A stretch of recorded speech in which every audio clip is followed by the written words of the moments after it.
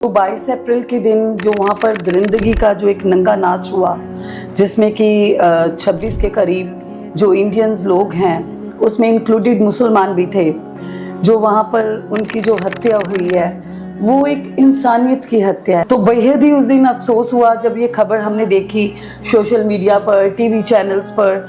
बहुत दुख लगा। मुझे लगता है कि इसमें हमें खुद के अंदर झांकने की ज़रूरत है कि ऐसा क्यों हुआ कि धर्म पूछ के मारा गया।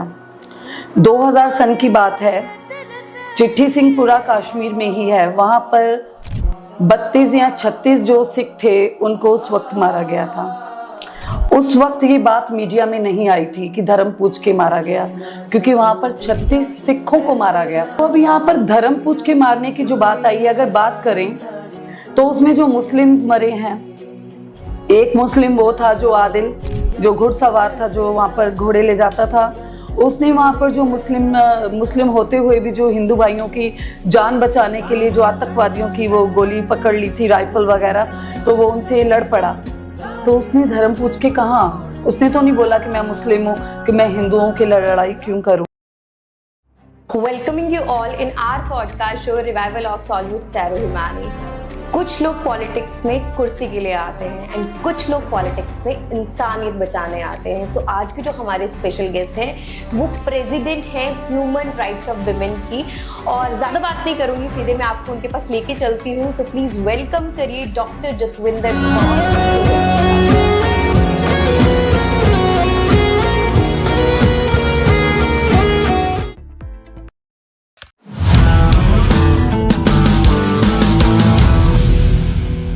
Hello ma'am, welcome so much हमारे पॉडकास्ट में। जसविंदर मैम, पहले आप ये बताइए आपको कैसा लग रहा है यहाँ पे आके। सत श्री अकाल जी। मैनू बहुत अच्छा लग रहा है।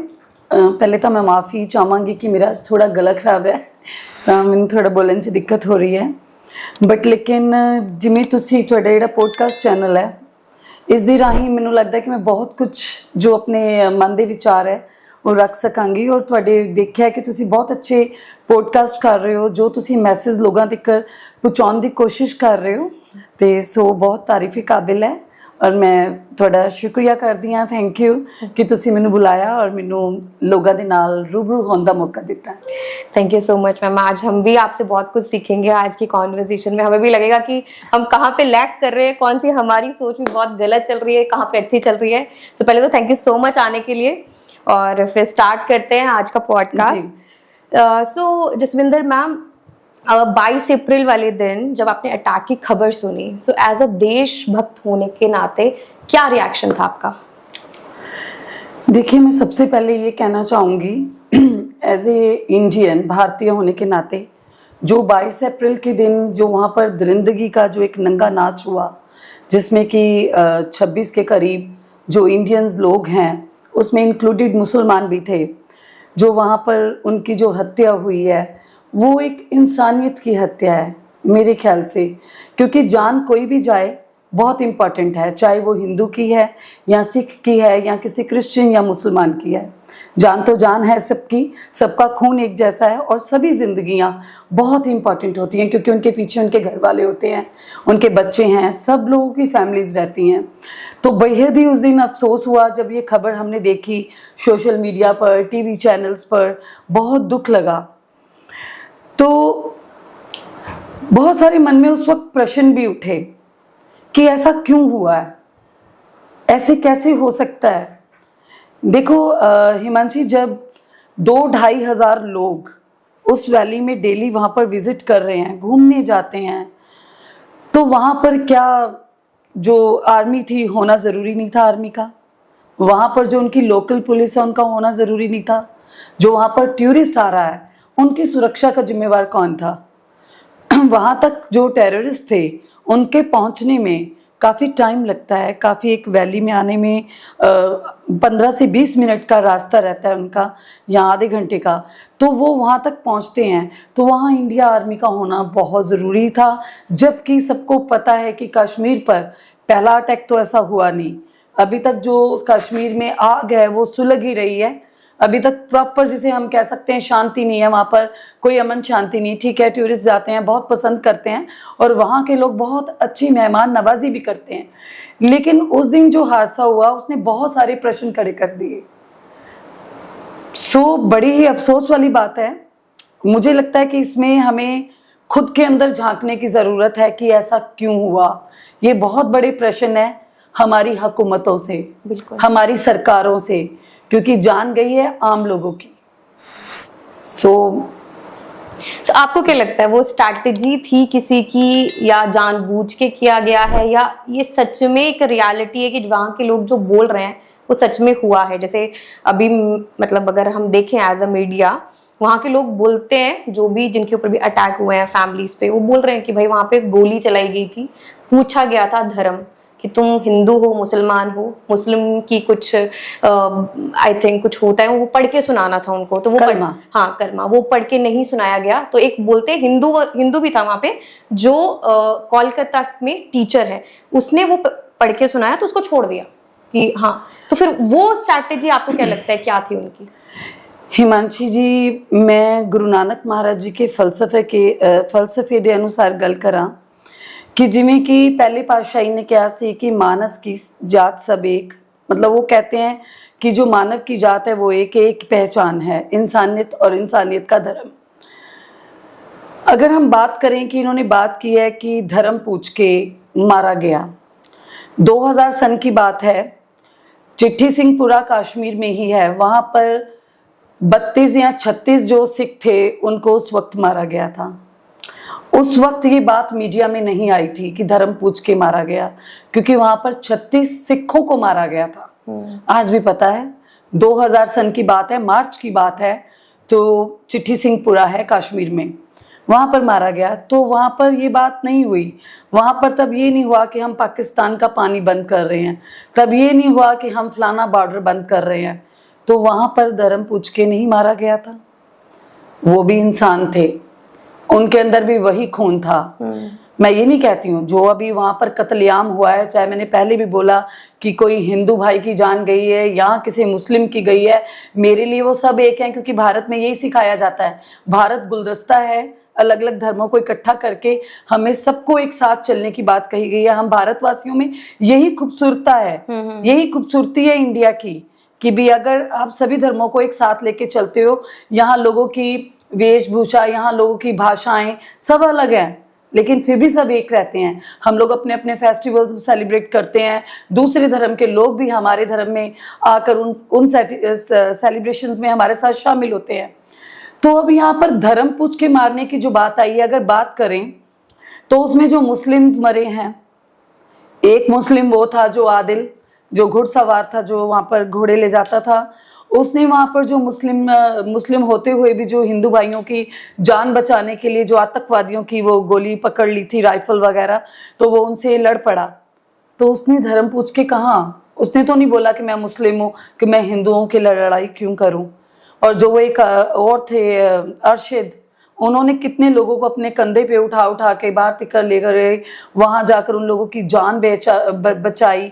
कितने ऐसे मुसलमान जो कश्मीर में थे, उन लोगों ने अपने घर के दरवाजे खोल दिए हिंदू बहन भाइयों के लिए, उन्हें घर पर रखा, उनको रोटी खिलाई, उनके ट्रैवलिंग का इंतजाम किया। उन्होंने धर्म पूछ के नहीं ये सब किया।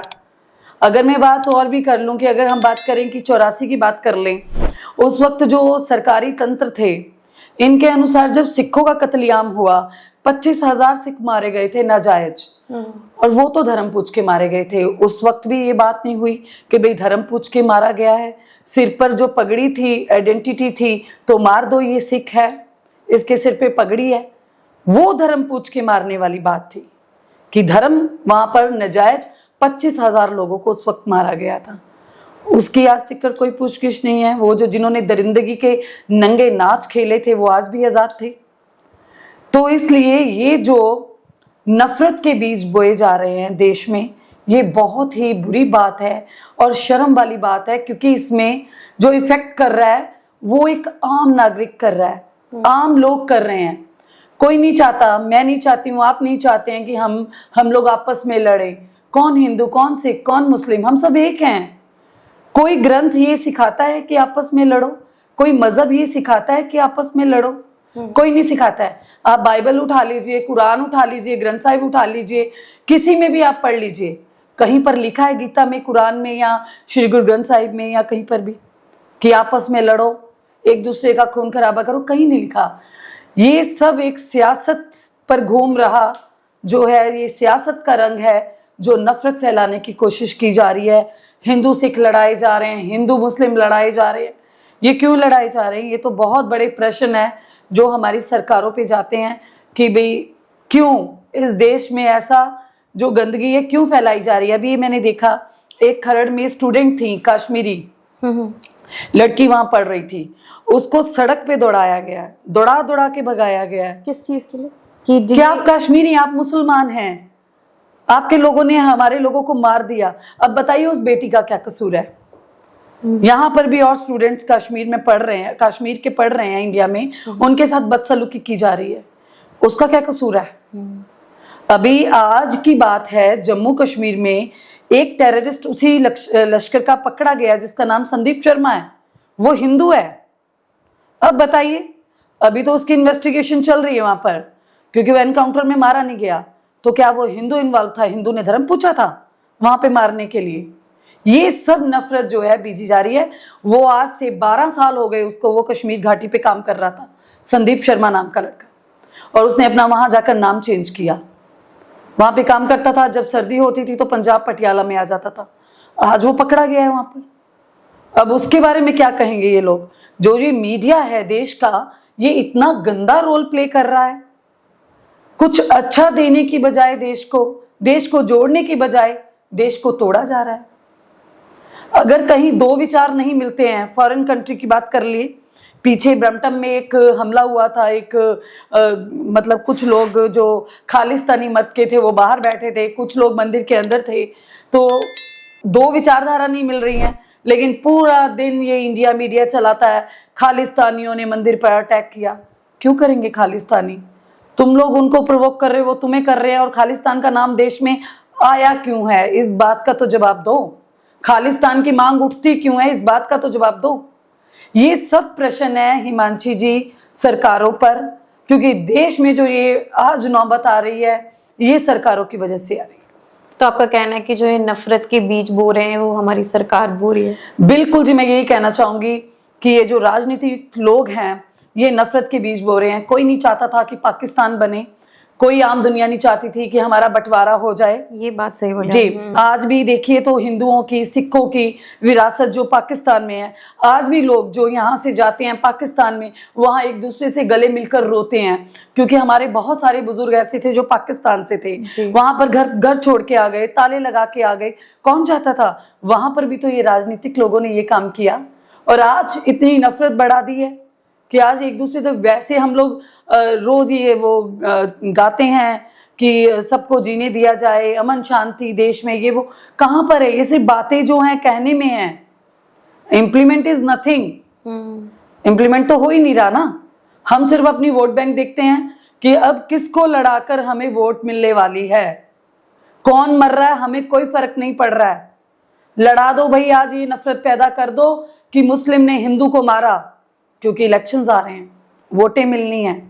कितने बेकसूरों की जान लोगे? कितने धर्मों को बांटोगे? बहुत ही ये जो चिंता का विषय है, जो हमारी आने वाली जनरेशन, हमारी आने वाली पीढ़ियों के लिए मुश्किल पैदा कर सकता है, क्योंकि ये देश सबके लिए एक है। आज हम लोगों के पासपोर्ट्स पे भी लिखा होता है कि इंडियन, लेकिन अगर आप हमें महसूस नहीं करवाएंगे कि हम भी प्राउड से बोलें कि वी आर इंडियन, तो कैसे चलेगा? देश को चलाने वालों को ये बात समझनी चाहिए कि देश को जोड़ के चला जा सकता है, तोड़ के नहीं। कब तक होगा ये सब? अब मतलब इतनी बातें चल रही हैं जो हमने पास्ट की भी कर ली है ना, कि इंडिया पाकिस्तान को अलग ही नहीं करना चाहिए था गवर्नमेंट ने, जो भी किया। आम लोग नहीं चाहते थे ये चीज कि पाकिस्तान अलग हो जाए। तो अभी आपको क्या लगता है कि आने वाले टाइम पे इंडियन और पाकिस्तानीज का रिलेशन कैसे रहने वाला है? देखिए, आज तक जितने पाकिस्तान के लोग, उनसे मिलने का अगर मौका मिला है, तो वहाँ की जो आम जनता है, या जहाँ हम लोग रहते हैं, जैसे हम आम लोग हैं, हम आम जनता है, इनका आपस में बहुत प्यार है, लोग बहुत प्यार करते हैं एक दूसरे को। लड़ता कौन है आपस में? यही लोग। ठीक है ना, सरकारें लड़ रही हैं क्योंकि इन लोगों को कोई फायदा होगा अपनी पॉलिटिक्स से, या इनका वोट बैंक होगा। हम लोगों को क्या फर्क पड़ता है? अब हमारे देश से कहा गया अटारी बॉर्डर बंद कर दिया जाए, अटारी से व्यापार बंद कर दोगे, कोई बात नहीं। अब बाकी के जो बंदरगाह हैं उनको क्यों नहीं बंद किया गया? पोर्ट को, उनको भी बंद कर दो। गुजरात भी है, वहां पे उनको भी बंद कर देना चाहिए। अगर बाइकआउट कर रहे हैं तो सारा करो, उनको क्यों छोड़ दिया? वो भी बंद होना चाहिए। देखो, पानी बंद कर देने से, ऐसा पुलवामा वाली घटना के बाद भी हुआ था कि पानी बंद कर देंगे, क्या हुआ? 2-4 दिन के बाद कुछ भी नहीं। इलेक्शन गए, सब खत्म, सब भूल गए, पता नहीं कितने लोग मर गए। ऐसा ये इंसिडेंट है, इलेक्शन खत्म, सब खत्म। कौन मुस्लिम मरा, कौन हिंदू मरा, कोई मतलब नहीं है। हमें तो भैया राजनीति की रोटियां सेकनी है, वो सेकेंगे, आम लोगों को मरवाएंगे। दुख लगता है जब अपने देश की ऐसी हालत देखते हैं, जब देखते हैं लोग इस तरीके से एक दूसरे से नफरत कर रहे हैं। एक मंदिर बन रहा है, वहां पर एक मुस्लिम जो लेबर है, लेबरिंग का काम कर रहा है, उसको रोक कर हिंदू कुछ भाई इकट्ठे होके बोलते हैं बोलो जय श्री राम। अब वो बेचारा डर भी रहा है कि भाई इतने लोग इकट्ठे हो गए हैं, बोले नहीं तो तुम्हें मार देंगे, बोलो जय श्री राम। वो बोलता क्यों बोलूं? बोले नहीं तो तेरी रोटी बंद, दौड़ जा यहाँ से, तेरे को आज के बाद काम नहीं मिलेगा। ऐसा क्यों? उस बेचारे का क्या कसूर है? वो तो बोलते हैं हम पहले हिंदुस्तानी हैं, हम बाद में मुस्लिम हैं, हम हिंदुस्तान के मुस्लिम हैं, हम पाकिस्तान के मुस्लिम नहीं हैं। वो जब कबूल रहे इस चीज को कि हम हिंदुस्तानी हैं, तो फिर उन्हें क्यों अलग किया जा रहा है? देखो, मैं आपको अपना पर्सनल एक्सपीरियंस बताऊं या मतलब मेरी जजमेंट इस चीज में, मतलब मुझे ऐसा लगता है कि ये आपने ठीक बोला कि ये चीज नहीं होनी चाहिए, जो वो पकड़ के बोल रहे बोलो जय श्री राम, ये नहीं होना चाहिए, है ना। बट वो भी नहीं होना चाहिए था जहां पे ये मुद्दा शुरू कहां से हुआ? वो शुरू वहां से हुआ जहां पे उनके सर पे बंदूक रख के बोला गया तुम हिंदू या मुसलमान हो, तो वहीं से ही शुरुआत तो हुई है ना। तो वो वैसे अब क्या है, लोग गलत तरीके से उस चीज को लेके। नहीं हिमांशी जी, ऐसे है, जो टेररिस्ट है उसका कोई मजहब नहीं होता है आतंकवादी का। जैसे मैंने आपको बताया कि अब संदीप शर्मा भी उसमें इन्वेस्टिगेट हुआ, वो हिंदू है, नॉन कश्मीरी, नॉन मुस्लिम। क्या वो उनके साथ नहीं था? उनके साथ था। ठीक है, अब टेररिस्ट को पता है कि भारत का जो वीक पॉइंट कहाँ है, इंडिया का, इनको लड़ाओ तभी जो है दहशत फैल सकती है। तो वो ये जान के हुआ है कि हम बोलेंगे कलमा पढ़ो, ताकि एक नेगेटिव मैसेज जो सिरजा जाएगा, जो एक नैरेटिव जो है उसको बनाया गया कि भाई ये मुस्लिम और हिंदू की लड़ाई है। ये मुस्लिम और हिंदू की लड़ाई बना दी गई जबरदस्ती। मतलब ये मैं पूछ रही हूँ ना, ये जो पहलगाम में मैंने हुआ, पहले बोला हाँ। कि ये सब बताइए, ये तो बहुत बड़े प्रश्न है उन सरकारों पे कि अगर वहां पर 3000 लोग जाते हैं डेली, वहां पर क्यों नहीं थी इंडिया आर्मी? क्यों नहीं था वहां पर प्रशासन उनके टेक केयर के लिए? क्यों हमने उनको टाइम दिया है कि वो टेररिस्ट आकर वहां पर अटैक करें? बताइए। और उसके बाद एक बंदा वहां पर जो घायल था, उसकी वाइफ ने खुद ये बताया सोशल मीडिया पे कि वो बच सकता था, लेकिन 1.5 घंटे तक ना वहां पर इंडिया आर्मी आई, ना कोई फोर्स आई, ना कोई उसे बचाने आया। कौन जिम्मेवार है? पाकिस्तान से लोग आने थे बचाने के लिए, उन्हें पाकिस्तान की आर्मी आनी चाहिए थी, यहाँ पर पाकिस्तान का प्रशासन आना चाहिए था। यहाँ पर हम खुद की नालायकियां दूसरों पे क्यों डाल रहे हैं?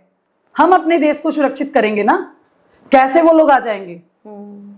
ये आम लोगों में ये सवाल जाना चाहिए। मैं ये कहूंगी कि आम लोग अपने दिमाग का यूज करो, इनकी राजनीति को समझिए कि ये लोग चाहते क्या हैं। मत लड़ो आपस में, हम सब एक हैं, हम सब में एक जैसा खून है। करेक्ट। हम सबकी फैमिलीज है, हम सबकी जान इंपॉर्टेंट है। कोई ऐसा नहीं है कि जो बेफालतू में बोले कि हाँ मैं हिंदू मुस्लिम, क्या लड़ रहे हो आपस में? सब एक ही है, सभी एक हैं, एक देश के रहने वाले हो। पहले कभी नहीं होता था, ये कुछ एक सालों में ऐसा होना शुरू हुआ है। सब लोग बड़े अच्छे से प्यार से मिलजुल कर रहते थे। जब पाकिस्तान नहीं अलग हुआ था, मैं बोल रही हूँ कि हमारे पुराने बुजुर्ग मोस्टली सबके वहीं लाहौर में छूट गए, घर छूट गए लोगों के, बहुत सारी जायदाद छूट गई। कितने उस वक्त जो लोग थे वो मर गए नाजायज। जब पाकिस्तान और इंडिया सेपरेट हुआ है, अलग हुआ इनका, तो पार्टीशन हुआ, उस वक्त भी कितनी नाजायज जो है लोगों की हत्याएं हुई, कितनी नाजायज लोग मरे। उसका जिम्मेवार कौन था? देश के हालात जो हैं सरकारें जिम्मेवार होती हैं, और देश को सुरक्षित बनाना उन्हीं का फर्ज होता है कि देश को हम किस तरीके से सुरक्षित रखें। देश में रहने वाले लोग आपको वोट करते हैं, आपको लीडर चुनते हैं, इसलिए चुनते हैं कि आप उनकी सुरक्षा करेंगे, बिल्कुल। आप उनका ख्याल रखेंगे और वो देश में सुरक्षित फील करें। अगर हम उनकी सुरक्षा में ना कामयाब रहते हैं तो जिम्मेवार भी सरकार है। बिल्कुल जी। तो अब आपके अकॉर्डिंग फिर सरकार को क्या एक्शन लेना चाहिए पहलगाम वाले अटैक के? देखिए, सरकार को एक्शन तो खैर ये सरकारें बहुत बेहतरी से जानती हैं, लेकिन मैं ये जानती हूँ कि वहाँ पर सुरक्षा जो है अच्छी होनी चाहिए, स्ट्रिक्टली वहाँ पर सब कुछ होना चाहिए। आर्मी फोर्स बढ़ानी चाहिए, क्योंकि वो बढ़ानी चाहिए थी भी, और मुझे नहीं पता इन दिनों में क्यों ये अलग हो गई।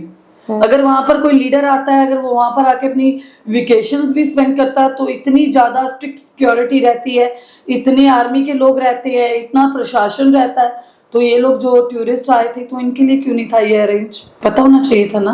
नहीं तो अब आपको क्या लगता है कि सरकार को अब क्या एक्शन लेना चाहिए? बिकॉज वो तो एक्शन ले रहे हैं, पानी बंद कर देंगे, फिर वहां से रिवर्ट आ रहा है तो फिर खून की नदियां बहेंगी।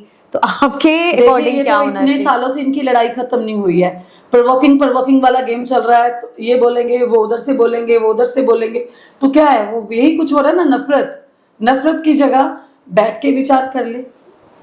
अब वो लोग कहते हैं कि इसमें हमारा कुछ नहीं लेना देना। भाई, आपकी आर्मी कहाँ थी बताइए? अभी तो इन्वेस्टिगेशन चल रही है, जैसे मैंने बताया कि एक वो टेररिस्ट आज पकड़ा गया, अभी उसकी इन्वेस्टिगेशन होगी, पता चलेगा कि वो संदीप शर्मा कितना इन्वॉल्व था इस मामले में और कैसे ये हुआ, क्या हुआ, वो सब देख रहे हैं वहाँ के DIG वगैरह जम्मू कश्मीर के। तो देखिए उसके बाद क्या एक्शन लेते हैं। लेकिन अभी तक जितना भी कश्मीरियों ने बहुत प्रोटेस्ट किया है, क्योंकि उनका रोजगार भी देखो टूरिस्ट पे चल रहा है। हम लोग इतनी बार श्रीनगर जाते हैं, हम देखते हैं वहां पर कितने गांव हैं, वहां से कितने गरीब लोग हैं, उनके रोजी रोटी इन्हीं चीजों से चलती है। वो क्यों चाहेंगे कि कोई आए या टूरिस्ट को मार दिया जाए? वो लोग रो रहे हैं। और मैं सबको ये बोलना चाहूंगी, प्लीज ये बंद करें, नफरत वाली गेम जो है इसको बंद करो। किसी मुस्लिम का, सबका कसूर नहीं है ये हमारी कुछ नालायकियां रहती हैं जिसकी वजह से ये सब कुछ होता है। लेकिन हर मुस्लिम बुरा नहीं है। हर धर्म में कुछ 4 लोग ऐसे होते हैं जो बुरे होते हैं। मैं हर धर्म की बात कर रही हूँ, चाहे हिंदू धर्म की बात कर लो, सिखों की कर लो, मुस्लिम्स की कर लो, क्रिश्चियनिटी का कर लो। हर धर्म में कुछ ना कुछ कट्टरपंथियां हैं जो ऐसा कुछ ना कुछ जो जिसको हम बोल सकते हैं शरारती अंसर होते हैं, वो कुछ ना कुछ जहर उगलते रहते हैं जिसकी वजह से जो माहौल खराब होता है। अब हमें ये समझना है कि हमने माहौल नहीं खराब होने देना, क्योंकि हम लोगों ने बहुत कुछ फेस किया। अब हम पंजाब की बात कर लें, जो 84 के टाइम का जो काला दौर पंजाब ने फेस किया है, मैं नहीं समझती कि पंजाब दोबारा ऐसा दौर देखना चाहेगा। तो नौजवानों को भी मैं ये कहना चाहूंगी, जो नई जनरेशन है, कि भी आप लोग खुद अपने दिमाग का यूज कीजिए कि सब लोग बुरे नहीं हैं। जैसे अभी वो स्टूडेंट के साथ जो मिसबिहेव हुआ, लड़की को दौड़ाया गया, या और जो इंडिया में बच्चियां पढ़ रही हैं उनके साथ ऐसी बदसलूकी हो रही है, तो बेटियां तो सबकी एक है ना। तो ऐसा नहीं करना चाहिए, उसको रोकना चाहिए। नफरत नहीं करो, सब एक जैसे ही हैं, हम लोग सब एक दूसरे के भाई बहन हैं। एक साथ मिलकर यूनिटी से ऐसे लोगों को हम जवाब दें, जैसे ये जो आतंकवाद है इनको जवाब देना चाहिए। हम अलग होकर जवाब नहीं दे सकते हैं। कश्मीर को बायकॉट करने का बहुत सोशल मीडिया पे तेजी से चल रहा है आजकल, तो वो बायकॉट हो जाएगा, होना चाहिए, या क्या होना चाहिए आपके अकॉर्डिंग? क्योंकि अब तो देखो कोई टूरिस्ट जाके, मुझे नहीं लगता कोई जा, ऑब्वियसली कैसे जा पाएंगे हम। हिमांशी जी, क्या कश्मीर देश का हिस्सा नहीं है? बिल्कुल है। तो अपने देश के हिस्से को बायकॉट कैसे किया जा सकता पर लोगों ने सोशल मीडिया पे एक ट्रेंड बना दिया है कि बायकॉट कश्मीर। यही तो मैं बोल रही हूँ कि जो मीडिया है, भारत का मीडिया है, वो अपना इतना गंदा रोल प्ले कर रहा है। कुछ अच्छा दिखाने की बजाय आप दिखाओ ना आदिल के बारे में, आप दिखाओ उसके बारे में, अरशफ के बारे में, आप दिखाओ मुस्लिम फैमिलीज के बारे में जो इतना कुछ कर रहे हैं, ताकि लोग ऐसा जो है नैरेटिव मत सेट करें, मत बोले कि हमने कश्मीर नहीं जाना। कश्मीर में बहुत हमले हुए, कहाँ नहीं होते? गुजरात में नहीं हुए, पंजाब में नहीं हुए, कहाँ नहीं हुए? देश के कितने हिस्से हैं यहाँ पर इतने हुए। अभी ये मणिपुर में देखिए नंगा नाच हुआ, वहां कौन था? वहां पाकिस्तानी आए थे क्या? नहीं। हम देश की सुरक्षा के, जो सरकार है हमारी, वो खुद जिम्मेवार है, ना कि कोई और है। ये अपना देखें कि इन्हें देश कैसे चलाना है। ये नफरत के जो बीज बोए जा रहे हैं, इसको बंद करें। कश्मीर भी देश का हिस्सा है, वहां के लोग इनोसेंट लोग हैं। वो जो टूरिस्ट है वहां पे जाते हैं, उनकी मेहमान नवाजी करते हैं, उनकी रोजी रोटी जो है यहाँ से गए हुए जो टूरिस्ट है उनके सिर पे चलती है। तो क्यों नहीं होना चाहिए बाइकआउट? आपके अपने पर्सनल एक्सपीरियंस पे, या आप जैसे होता है हर किसी की फैमिली होती है ना, तो अगर मैं आपसे पूछूं जब माहौल थोड़ा ठंडा हो जाएगा, सब चीजें सेटल डाउन हो जाएंगी, तो आप कश्मीर जाएंगी? मैं तो वैसे 1-2 दिन में ही जा रही हूँ श्रीनगर। नहीं, आप तो चलो, आपकी एक होता ना, हम तो आम फैमिली, आम बंदों की तरह जाए, चलो आपके साथ तो सिक्योरिटी भी होगी, सब कुछ, मतलब नहीं, मैं बिना सिक्योरिटी के जाऊंगी एज ए सोशल वर्कर। हाँ। क्योंकि मुझे लगता है कि जो वहां पर आदिल नाम के लड़के की जान गई है जी। उसकी बहुत, वो पीछे जो उसकी बैकग्राउंड है बहुत पुअर फैमिली से था, और मैं उसकी मदर से भी मिलना चाहती हूँ, मैं उनकी माँ से भी मिलूंगी, और अगर कुछ हम उनकी हेल्प कर सकते हो तो जरूर करेंगे। क्योंकि मेरे मेरे जो पॉइंट ऑफ व्यू से वो शहीद है, क्योंकि उसने देश के लिए, अपने देश के भाइयों के लिए अपनी जान गंवाई है, और उसको मुझे लगता है कि सरकार को भी सम्मानित करना चाहिए उसके घर वालों को बुलाकर, क्योंकि वो एक देशभक्त है। उसने ये नहीं देखा धर्म, जो कि हम फैला रहे हैं कि धर्म पूछ के मारा गया, उसने धर्म नहीं देखा, वो मुस्लिम था, उसने क्यों हिंदुओं के लिए जान दी। तो इसलिए ऐसा कोई माहौल नहीं है, लोग जा भी रहे हैं, और काफी सारी वीडियोस भी वहां से आ रही हैं कि भी हम लोग यहाँ बैठे हैं, हमारे जो ये मुस्लिम भाई हैं ये हमारे लिए बजरंगी भाईजान हैं, तो इन लोगों ने हमें बचाया है। सो ऐसा कुछ नहीं है। और मैं बता रही हूँ कि जो एक लड़का जिसका गाइड था, वो लड़का मुस्लिम नजाकत, तो उसकी मदर से रहा नहीं गया, उन्होंने सोशल मीडिया पे एक नोट डाउन किया, उसमें उसने उनका थैंक यू किया कि आप हमारे लिए भगवान बन के आए, आपने हमारे बच्चे की किस तरह से जान बचाई वहां से। तो फिर बताइए ना, कहाँ मुस्लिम बुरा हो गया? हर मुस्लिम बुरा नहीं है। नहीं, कौन कह रहा है मुस्लिम गंदे हैं? मुस्लिम नहीं है बुरे, मुस्लिम हमारी धर्म की बहुत रिस्पेक्ट करते हैं। मैं आपको Yes. एक इंसिडेंट बताती हूँ। मेरे घर पे जो हमारे साथ मेरी हाउस हेल्प है, वो काम करवाती है, मैं ना जोत जगा के रखती हूँ मंदिर में हमेशा। तो जब वो आई, वो लेट हो गई थी उस दिन, तो मैंने जोत जगाई थी, तो उसने फैन ऑन नहीं किया, गर्मी चल रही थी बहुत, तो फिर मैंने कहा फैन क्यों नहीं ऑन किया, पोछा लग रहा है नीचे। तो बोलती आपकी मैम जोत जल रही है ना, इसलिए नहीं किया। तो मैंने देखा कि वो हमारे धर्म की इतनी रिस्पेक्ट कर रही है, तो हमें भी करनी चाहिए। तो जिस दिन ईद थी, मुझे पता है यहाँ पे ईदी दी जाती है, वो मेरे को इतना बड़ा मिठाई का डब्बा लेकर आई है। दिल देखो आप, वो हाउस हेल्पर है और मेरे लिए मिल्क केक लेकर आई है। नहीं तो हमारा दिल इतना नहीं होता हम अपने हाउस हेल्प को इतना दे दें। ऑब्वियसली वो मेरे को ईदी पे लेकर आई, और मैंने भी उसको ईदी के तौर पे मतलब ईदी दी, मतलब पैसे दिए, है ना। तो उसको इतनी खुशी हुई, वो मेरे गले मिली। तो हमने कहा हम अगर उनकी रिस्पेक्ट कर रहे हैं तो वो हमारी भी बहुत अच्छे से करेंगे। जी, हमें करना चाहिए, एक दूसरे के धर्म की रिस्पेक्ट करनी चाहिए, एक दूसरे से मिलकर रहना चाहिए। ये क्या है कि भाई तुम कौन, मैं कौन, भाई ये मुस्लिम ये हिंदू, ये सब पॉलिटिशियंस कर रहे हैं और कुछ नहीं है। आम लोग नहीं है ऐसे, हम लोग यही सोचते हैं। हम लोग कश्मीर जाते हैं, कितना प्यार करते हैं। मैं वहां का आपको इंसिडेंट बताती हूँ। मेरा एक रिजॉर्ट था जो एक गाँव में था। मैं लास्ट मेरे ख्याल से 3-4 मंथ पहले की बात है, मैं गई श्रीनगर। तो वो जो रिजॉर्ट था वो ऑर्चिड रिजॉर्ट था, अभी न्यूली कंस्ट्रक्टेड था। वो एक गांव में जाकर था। मेरा रात को मन हुआ घूमने का, मैं निकल पड़ी। मैं जब पैदल चलती आ रही थी, मुझे ये लगा कि मैं टैक्सी ले लूं, भाई काफी आगे तक मुझे जाना है, लाल चौक तक, तो मैं इतना पैदल नहीं चल पाऊंगी। मुझे पास में अंधेरा था रात को, पास में कोई नजर नहीं आ रहा था। मुझे एक टैक्सी नजर आई, मैंने उसको रोका। और क्योंकि वैसे मैंने कभी भी जम्मू कश्मीर को अपने से अलग नहीं समझा, क्योंकि मेरा बर्थ प्लेस है जम्मू एंड कश्मीर। मेरे फादर उस टाइम कर्नल थे, तो हम लोग यहाँ पर पोस्टेड थे जम्मू एंड कश्मीर में। तब वहीं पे पले बड़े हैं? नहीं, मेरा वहाँ पर 5-6 साल का रहा है। अच्छा, तब तो बहुत गहराई से जानते हैं। गहराई से, मेरा जन्मभूमि जम्मू कश्मीर है। अरे तो मैं वहाँ टैक्सी वाले को देखा, मैंने उसको हाथ दिया, आसिफ है उनका नाम। मैंने पूछा कि मैंने लाल चौक तक जाना है, तो क्या आप चलेंगे? तो उसने मुझे बोला कि अभी टैक्सी आने में थोड़ा टाइम रहेगा, मेरे घर में है, तो आप ऐसा कीजिए, आप मेरे घर पे आ जाइए। मेरे लिए वो स्ट्रेंज पर्सन है, मैं जम्मू कश्मीर में बैठी हूँ, मुझे पता है कि यहाँ का माहौल ठीक नहीं है, लेकिन मेरे मन ने वो गवाही नहीं दी कि मैं इस पे कोई बेविश्वासी करूं या इस पे कोई रखूं, शक रखूं। मैं उसके साथ उसके घर को चली गई, उसकी गली में घर था। मैं जब उनके घर एंटर हुई, उसकी वाइफ थी, उसकी बहन थी, उसकी मम्मी थी, उसके फादर थे उसके। मैं जब एंटर हुई, उन्होंने मुझे इतना प्यार दिया हिमांशी। उनके वो जो नीचे कारपेटिंग लगी रहती है, थोड़ी सर्दी के दिन थे, दिसंबर के करीब, उन्होंने वो जो एक जलाते हैं उनका वो लाकर मुझे जलाकर मेरे ब्लैंकेट में रखा, मुझे ब्लैंकेट उड़ाया, मुझे फिर वो कावा और ड्राई फ्रूट्स, मतलब बहुत देर, जब तक वो टैक्सी आनी थी, आधा पौना घंटा, मुझे उन्होंने अपने घर पे रख के बहुत प्यार दिया। उसके बाद वो आज तक मेरे साथ वो लोग रिलेशन में हैं और मुझे फोन करते हैं और इतना प्यार दिखाते हैं।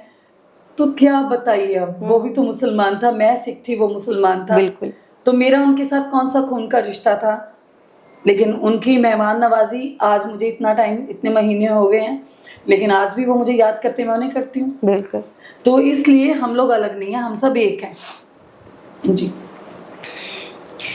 अगर मैं कोई भी टेररिस्ट अटैक की बात करूं, हमेशा पाकिस्तान का ही नाम लिया जाता है।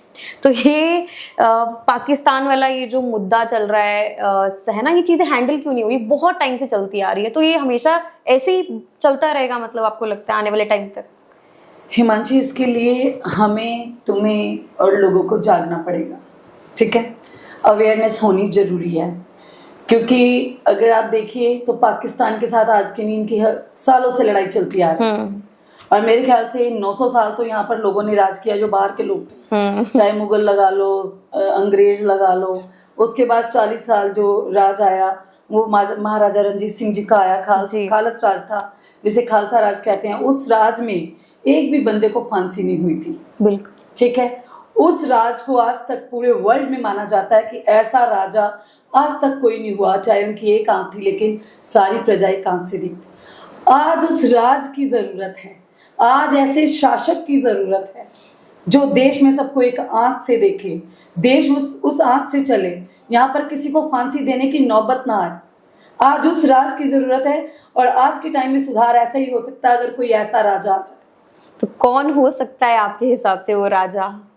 यही तो बोल रहे हैं, ये हमें जागना पड़ेगा, लोगों को समझना पड़ेगा, इनकी जो साइकी है वो हमें रीड करनी पड़ेगी कि ये हम लोगों को लड़ाकर खुद राज करते हैं। हम ऐसे लोगों को आगे ना आने दें, हम उन लोगों को लाएं, वो शासक ढूंढें जो हमें वैसा राज दे। यहाँ पर एक भी किसी को फांसी देने की जरूरत नहीं महसूस की जाती। बिल्कुल, एक आंख से सबको देखा जाता था, सब एक थे, ऐसा राज दोबारा नहीं हुआ। आज भी अगर आप वर्ल्ड में देख लें, हिस्ट्री के पन्ने पलट लें, तो हर जगह ये कहा जाता है महाराजा रंजीत सिंह जैसे वैसा राजा ही नहीं सकता जैसे वो राजा थे। तो इसलिए भी उस राज की जरूरत है कि वो राज आए, ऐसा राज आए, ऐसा शासक देश को मिले जो एक आंख से देखे, सबको एक जैसा समझा जाए, धर्मों में फूट ना डाली जाए, कौन मुस्लिम, कौन हिंदू, कौन सिख, कौन ईसाई, ये बात ना की जाए। बिल्कुल, तभी ये देश जो है वो सही हो सकता है। नहीं तो जो चल रहा है देश में ये बहुत बुरा है। और हम कोशिश कर सकते हैं, आप कर सकते हो, हम सब मिलकर कोशिश कर सकते हैं, हमारे आसपास जो सराउंडिंग लोग रहते हैं उनको ये समझाएं कि हमें आपस में नहीं लड़ना है, हमें एक होके चलना है, एक दूसरे के दुख सुख में हम शामिल हों, एक दूसरे के फेस्टिवल्स में हम मिलजुल कर करें, तो अपने आप ये लोग सही हो जाएगा ना सब। अगर हम पीछे लगते हैं, देखो खालिस्तानी, अभी जैसे आप पाकिस्तान की बात कर रहे हैं, तो देश में खालिस्तान का नाम बहुत बड़ा चैप्टर है खालिस्तानी। खालिस्तान, इसकी बात बहुत की जाती है। अगर अर्शदीप कैश छोड़ देता है तो ये खालिस्तानी है, ये पाकिस्तान से मिला। अरे भाई, आपके देश का प्लेयर है, आपके लिए खेल रहा है, अगर वो जीत के आता है तो उसको अप्रिशिएशंस भी नहीं दी जाती हैं। क्यों? जब तक ये जो डिस्क्रिमिनेशन इस देश में बंद नहीं होती है तब तक हम लोग एक तरीके से इकट्ठे नहीं चल सकते हैं। क्योंकि जब देखिए घर में 4 लोग रहते हैं, अगर कोई घर का माँ या बाप किसी एक बच्चे के साथ बदसलूकी करता है, वो बच्चा डिमांड करता है कि मुझे अलग कर दीजिए, मुझे आपके साथ नहीं रहना है क्योंकि आप मुझे बराबर नहीं रख रहे हैं। बिल्कुल, तो ऐसे ही है ना, देश में जब 4 धर्म एक जैसे हैं, आप किसी एक धर्म को टारगेट नहीं कर सकते हो। ये देश का जो संविधान सबके लिए बराबर है, सबके लिए एक जैसा है, दोहरा मापदंड नहीं होना चाहिए। क्यों है दोहरे मापदंड? हर चीज में दोहरे मापदंड। खालिस्तान की नौबत क्यों आई बताइए? 84 में जब नाजायज सिखों को मारा गया, तब एक खालिस्तान की लहर उठी। जब सिखों को लगा उनके हकों को दबा जा रहा है, तब ये लहर उठी। कुछ लोग जो आज भी बंदी सिंह बनकर जेलों में सड़ रहे हैं, 28 साल 30 साल हो गए, वो आज भी अपनी सजाएं पूरी करके जेल में बैठे हैं, छोटी सी कोठरी में। ना उनको मौत की सजा सुनाई जाती, ना उनको मर्सी अपील है, ना उम्र कैद में तब्दील किया जाता है। क्यों? जबकि मोदी जी अपने नोटिफिकेशन में 4 साल हो गए बोलते हैं कि हम बंदी सिंह रिहा कर देंगे, लेकिन बंदी सिंह रिहा नहीं हुए। तो फिर सिख भटकते हैं, हर बंदा बोलेगा ना, भटकता है। अब किसी को भी उठा के देख लो, कोई भी कौम देख लो, आज अगर वहां पर हमारे हिंदू भाई ऐसे हुए हैं, देखिए वो भी आज सबको लग रहा है ना कि क्यों हुआ ऐसा। ऐसे ही सबको होता है, जिस घर से भी कोई जाता है, जिस कौम से भी कोई जाता है, उनको तकलीफ होती है कि भाई नजायज क्यों, जब हम भी इस देश के वासी हैं, हम भी भारतीय हैं, हम भी इंडियन हैं, हमारे पासपोर्ट पे भी आइडेंटिटी इंडियंस की है, तो एक साथ रहने दो, सबको एक जैसा दिखाओ। बाबा राम रहीम है, उसको बार बार पैरोल मिलती है क्योंकि वो इनको इलेक्शन लड़नी है। बिल्कुल। तो ओवरऑल जो सब्जेक्ट है वो सारा घूम फिर कर राजनीति पर आ जाता है। तो राजनीति में सुधार की जरूरत है। राजनेताओं को सही तरीके से चुनने की जिम्मेवारी हम लोगों की है कि कौन सा लीडर आगे लाया जाए जो ऐसी गंदी जो राजनीति है वो ना फैलाए। इस स्तर तक गिर गई है राजनीति, यहां तक ना आए, ये हमारी जिम्मेवारी बनती है। मैम अब हम पंजाब की तरफ आ जाते हैं। पंजाब में ना ये नशे की चीजें फैलती जा रही हैं, रुक नहीं रही हैं, तो इसका जिम्मेदार कौन है? सोसाइटी है, गवर्नमेंट है, या हमारा एजुकेशन सिस्टम है? नशा जो पंजाब का इस टाइम, चलो और भी स्टेट्स में हो रहा है, लेकिन जो पंजाब है उसमें आज अगर मैं बात करूं तो मेरे ख्याल से कि कोई घर ऐसा नहीं है, हर दूसरे से तीसरा यहाँ पर नशा नहीं पहुंचा हुआ है। पहले तो हमारी बेटियां कभी ऐसी दिखती नहीं थी, अब तो इतनी वीडियो वायरल्स हो रही हैं कि बेटियां भी नशे पे लग गई हैं, ड्रग्स ले रही हैं।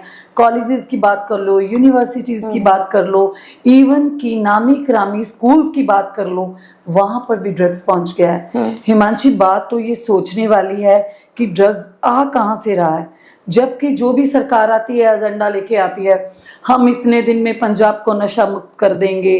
कोई वो गुटखा साहिब उठा के कसम खाता है, हम इतने दिन में पंजाब को नशा मुक्त कर देंगे, क्योंकि इन लोगों को पता है कि पंजाब की दुखती जो रग है वो इस वक्त नशा है, कि नशे का पॉइंट पकड़ो तो लोग हमें वोट करेंगे, तो हम बोलेंगे झूठ कि हम 2 महीने में करेंगे। किसी मुख्यमंत्री की मंशा होगी तो जी वो पंजाब को नशा मुक्त कर देगा। पर क्या हुआ? आम आदमी पार्टी ने पंजाब को रंगला पंजाब बनाने की बात की थी कि हमें पंजाब में सरकार बनाने दीजिए, हम पंजाब को रंगला पंजाब बना देंगे, हम 2 महीने में नशा मुक्त कर देंगे। 3 साल तो आम आदमी पार्टी सोई रही, सिर मतलब अपनी बाजू को सिर के नीचे रख के वो सोई हुई है। 3 साल पंजाब में बच्चा बच्चा जब नशा करने लग गया, यहाँ तक कि वो प्रेगा नाम की एक टैबलेट आती है, हमारे यंगस्टर जो 13-14 साल के बच्चे स्ट्रिंग एनर्जी ड्रिंक में उसको घोल के पीना शुरू हो गए। बच्चे, अफीम का नशा बढ़ गया, ये जो चिट्टा जिसको बोलते हैं इसका नशा बढ़ गया, बेटियां नशे कर करके सड़क पे गिरनी शुरू हो गई। तो आज जब सरकार के 2 साल रह गए, जब उन्हें लगता है कि हम फेल हो गए, तो अब नशों के खिलाफ युद्ध जैसी मुहिम शुरू कर दी। अब बताइए, नशों के खिलाफ जो युद्ध जैसी मुहिम शुरू की है इन्होंने, उसमें कितने लोग पकड़े हैं, कितने ड्रग सप्लायर पकड़े हैं? इन लोगों के मंत्री जो हैं राघव चड्डा का नाम हमारे उधर अमृत साहिब से इनके एक एमएलए हैं कुंवर विजय प्रताप, डायरेक्टली वो नाम लेते हैं कि राघव चड्डा की सरपरस्ती में पंजाब में नशा बिक रहा है। यस, बाप रे। अब आप बताइए, क्या आम आदमी पार्टी ने राघव चड्डा जी पर कोई इन्वेस्टिगेशन किया? जो लोग नशे के तस्कर हैं जी, हम उनके घरों पर बुलडोजर चला रहे हैं, हम टीवी पे बड़े बड़े आंकड़े दिखा रहे हैं, हमने आज यहाँ पर इतनी बड़ी मछली पकड़ ली। कहाँ पकड़ ली भाई? दिखाओ तो हमें। ड्रग्स तो आज भी बिक रहा है गलियों में, वो तो बंद नहीं हुआ। कहाँ गई ये नशे के खिलाफ युद्ध? 4 दिन चला, बंद हो गया। लोगों का ध्यान डाइवर्ट करना था, कर दिया। अब एक नई मुहिम शुरू कर दी, पैखानों का उद्घाटन, टॉयलेट्स का उद्घाटन। कौन करता है ये सब? इन चीजों की जिम्मेवार सरकारें होती हैं, सरकार है। आज पंजाब में जो नशा है वो ट्रेड बन चुका है, ऊपर से लेकर नीचे तक सिर्फ ट्रेड चल रहा है। बड़ा धंधा करने वाले छोटे मर कौन रहा है? स्लम एरिया के लोग, आम लोग, आम हमारी जनरेशन, ये मर रहे हैं। गरीब का बच्चा मर रहा है जिसको लालच दिया जाता है, ये एक पूड़ी बेच के आओ, 500 रुपया देंगे आपको, वो बेचने जाता है क्योंकि घर के हालात हैं। उसको पैसा चाहिए, उसकी माँ भी कुछ नहीं बोलती है क्योंकि वो लोगों के घर में बर्तन साफ करके 100 रुपया कमाती, बेटा 500 लेके आ रहा है, वो कुछ नहीं बोलती है। अब जब पकड़े जाते हैं वही बेटा जो गरीब का बच्चा जेल में भेजेंगे कि जाओ, फिर वो माँ लोगों के घर में बर्तन साफ करेगी, कर्जे उठाएगी, उसकी जमानत कराने के लिए जमानत कराएगी। तो जो मेन मगरमच्छ था उसको तो पकड़ा नहीं भाई, क्योंकि वो महीने भर रहा है चौकियों में, थानों में। इन लोगों को कैसे नशा खत्म होगा, कैसे पंजाब नशा मुक्त होगा? कोई ऑफ और ऑन का स्विच तो लगा नहीं है कि वो बंद हो जाएगा। बट बहुत फैलता जा रहा है मैम, बहुत ज्यादा। हिमांशी, इसके लिए हमारी सरकारों को स्ट्रिक्ट होना पड़ेगा। सबसे पहले मैं कहने से बिल्कुल भी नहीं हेजिटेट फील करूंगी कि प्रशासन इन्वॉल्व है, पुलिस इन्वॉल्व है। 5 उंगलियां एक बराबर नहीं होती हैं, लेकिन इनमें से 3 उंगलियां खराब हैं। पैसे लेते हैं ये लोग और छोड़ते हैं। किसी के पास ड्रग्स पकड़ा गया, ले जाओ भाई इतने पैसे रखो। आपने पैसे अपनी जेब में भर लिए और जो वो ड्रग्स गया उसके साथ कितनी माओं के बच्चे मर रहे हैं, कभी ये सोचा है? लेकिन जिस दिन अपने घर में आग लगती है उस दिन पता लगता है। और वो दिन दूर नहीं है जब इन लोगों के घर में भी आग पहुंचेगी, जब ये लोग भी रोएंगे। ये कर्मा है जो रिटर्न आएगा। बहुत माएँ ऐसी हैं, देखो मैं भी एक माँ हूं, मेरे घर में भी आज मेरा बच्चा है, उसने 10th किया है। मुझे ऑल टाइम यही टेंशन है कि मैं अपना बच्चा यहाँ से बाहर भेज दूं, क्योंकि यहाँ मेरा बच्चा सिक्योर नहीं है।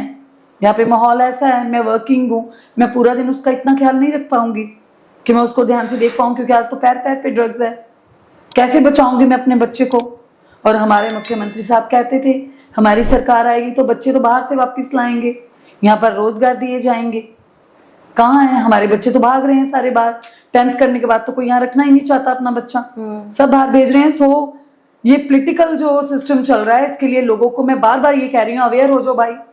खुद बचना है, अपने बच्चों को बचाना है तो जाग जाओ, नहीं तो ये लोग तो आप लोगों को इस तरीके से मिसगाइड करते रहेंगे, गुमराह करके वोटें लेते रहेंगे, आपकी जनरेशन भी खराब करेंगे, आपके घर भी खराब करेंगे, और आप लोगों में ये सब कुछ चलता रहेगा। अपने आप को, अगर हमें अपनी सोसाइटी को सुधारना है, अपने सिस्टम को सुधारना है, तो उसके लिए एक बार क्रांति आनी जरूरी है, इनकलाब उठना जरूरी है, हम लोगों का जागना जरूरी है, आम लोगों का जागना जरूरी है। बिल्कुल।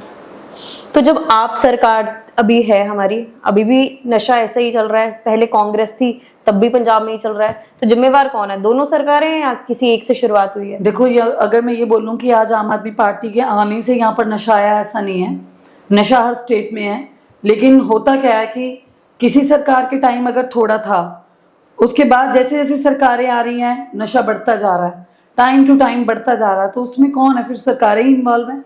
किसी की भी बात कर लो, नशा यही लोग बिकवाते हैं, यही लोग सब कुछ करते हैं। यूथ खराब हो रहा है और एक दूसरे को बोलते हैं भाई इनकी सरकार में बिका, इनकी में बिका।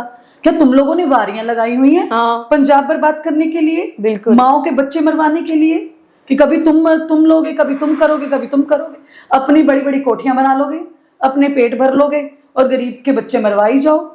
जिस माँ का इकलौता बच्चा मर जाएगा ड्रग्स में, वो क्या करेगी? कुछ नहीं कर पाएगी। बताओ, ये बहुत सेंसिटिव इश्यूज हैं। और खास करके पंजाब की बात कर लो, लोग क्यों नहीं जागते मुझे ये नहीं पता लगता। जब वोटर्स इलेक्शंस डेज आते हैं हिमांशी, यहाँ पर ये रहता है कि वोट बिकती है। जब तक हम अपने मतदान को बेचने से नहीं हटेंगे, नहीं करेंगे ऐसा, तब तक हमें यही करप्ट सिस्टम मिलेगा। और इसके जिम्मेवार हम खुद हैं, हमें खुद में सुधार करना पड़ेगा। मैं आपको क्या बताऊं मैम, मैंने तो कई लड़कियों को, क्या छोटे छोटे बच्चे, मतलब 12 या 13 इयर्स के बच्चे खुद अपनी आंखों से देखा है, वो भाग जाते हैं। मतलब मैं उनको रोकती हूँ ना, क्या कर रहे हो तुम? भाग जाते हैं मैम। क्या मंची इंजेक्शंस लगा रहे हैं छोटे छोटे बच्चे। मैं उनके बाजू देखती हूँ, ब्लू होके पड़ी हुई हैं, नींद नहीं आती उनकी। ये डरने वाला मंजर है, क्योंकि हमारी जनरेशन खराब हो रही है। देखो, हम लोग सरवाइव कर गए, इतना अमीर तक पहुंचने वाले हैं, लेकिन उन्होंने भी दुनिया देखनी है। दुनिया देखने से पहले उजाड़ रहे हैं ये लोग। इन लोगों के तो घर भरे जा रहे हैं। तो यहाँ फिर हम लोग क्या करते हैं, अपने बच्चे अपने से अलग करके भेज रहे हैं। अगर मेरा आज एक बेटा है, मैं अपने से दूर भेज रही हूँ कि बाहर चला जाए। कौन माँ कहेगी भी मेरे से दूर मेरा बच्चा जाए? लेकिन मेरी मजबूरी है, मैं उसको यहाँ पर किसी गलत काम में जाते हुए नहीं देख पाऊंगी। नहीं देख सकते।